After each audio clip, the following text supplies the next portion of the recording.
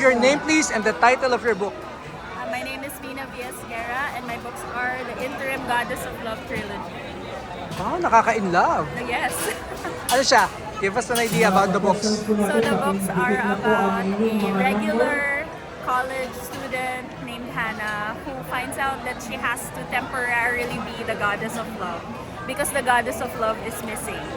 Kaya interim goddess. So for a little bit, she learns how to solve the love problems of people, respond to lahat ng hugot ng mga kaklase niya, and starts to learn about Philippine mythology because that's the world actually that she suddenly gets to see when she's called to be a goddess. When did you write? How long did it take you? It took me about 2 years to write the entire trilogy. That's fast, is it? For me, it's not so fast, but yes, it is kind of fast to write like a 3-book series and actually finish it.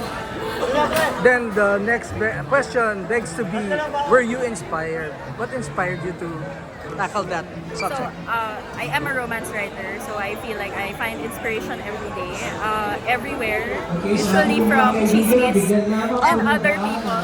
So that's the root of it, diba? Why would you create a character who solves the love problems of everyone? It's probably because you hear the love problems of other people and you think, okay, this is how I can fix it if I had the power to. And yun yung root of the story, but of course inspired by like thinking about how teens love fantasy romance but never really Filipino fantasy romance.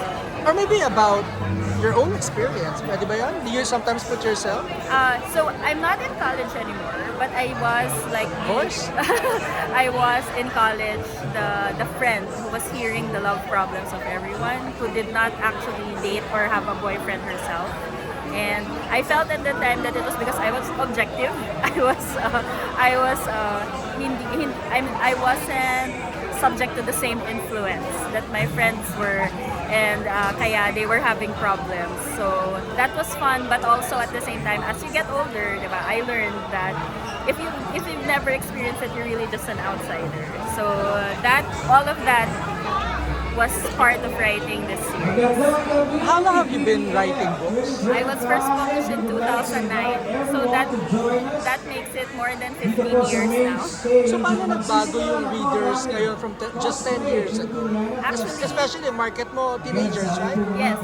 So I used to think that there weren't a lot of readers for teen romance in English, and then I learned quickly that ang dami. And yun yung difference from now and before. There's just so much more readers now, and not just in the Philippines, but all over the world who are interested in stories written by us. But you mean real books? They read real books? Yes, yes. That's surprising, huh? Yes, it is. Even to you, I guess, ano? It was surprising because I think we think that people don't read or Filipinos don't read, but I have always met somebody who started reading Interim Goddess when I first published it, and they talk about it and they tell me about it. So I feel like, okay, there's still a lot of readers, even if we think that they're not reading. And there's so much media to compete with, but there are a lot of readers. Why this genre? I love reading romance. That's always a good reason. Yes, it is the most fun for me to read, so it's also the easiest for me to write. It's the best compliment anyone has given you about your work. At ilang taon siya? So I also write so not just this, but I've written other books. I've written 28 books so far. So I think the best things that I've received from readers, like in emails or in messages, is that they feel that it's them. This is me. Like I didn't realize that this could be my story, or that I could read my story in a book. And I think the most fun one that I've gotten was I wrote a book The main character's name is Carla. The story happens at the beach, and this girl emails me from Boracay. She's literally in Boracay, and she said, "I picked up your book in a bookstore here in Boracay.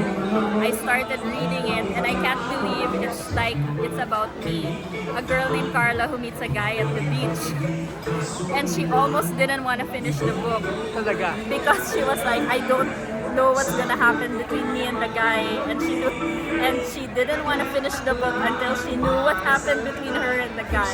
Sabi? But that was so fun, Yeah. and I realized that writing stories about Filipina main characters is so worth it because someone's gonna relate. Palagay mo, anong assumption about romance book writers that people have that you know is not true? I think the main thing that we battle every day is that the books are not smart. And they aren't about important things. And if your main character is a woman, your main character is a Filipina, and you're dealing with relationships, it's always going to be important because it's going to touch on so many societal issues about why women feel that we can't do things or that we can't be in relationships that we deserve. There's so much important stuff in romance. Pero hindi na lang naman babae nagbabasa.